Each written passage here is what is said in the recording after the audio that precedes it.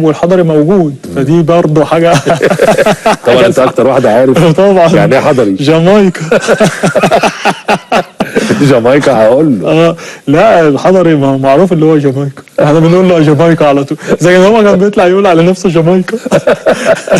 بس هو ربنا بيدي المجتهد. طبعا الحضري، تعرف الحضري كان معايا في الجيش. والله كنت انا اقدم منه. ليه ده انت صغير اهو. والله كان معايا في الجيش. كنا في سلاح المشاة.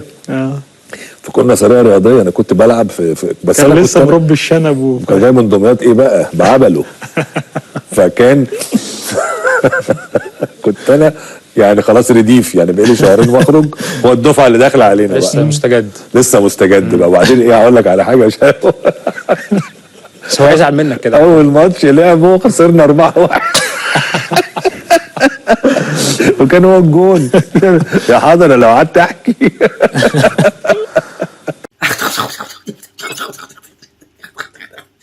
ايه الضحك؟ انت بتضحك ولا بتعصر برتقان؟ ايه الضحك ده؟ فين الضحك في الموضوع يا لا لا لا الله؟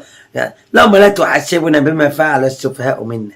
مختلفة، ولكن النهارده سونج استبعد اونانا لان اونانا رفض الامتثال لتعليماته في طريقة اللعب بتاعته. انتوا عارفين ان اونانا ده طبعا حارس الانتر واللي طبعا القادم من اياكس، هو متعود على اسلوب لعب معين مع اياكس، ان هو بيبدا الهجمه من تحت، وان هو في اوقات كتيره جدا بيخرج بره ال 18، بيبقى كانه في وسط المدافعين، كانه مدافع ثالث معاهم. ف زي ما الصوره اللي حضراتكم شايفينها كده، هو على طول يعني بيشارك في اللعب،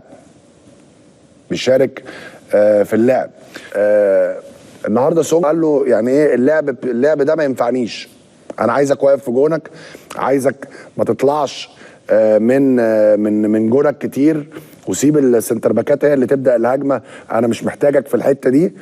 ففوجئ برد فعل اللاعب اللي بيقول ان انا طريقه اللعب دي انا يا اما العب باسلوب لعبي، يا اما ما العبش، مش هشارك، مش يعني يا اما العب باسلوب لعبي يا اما مش هشارك.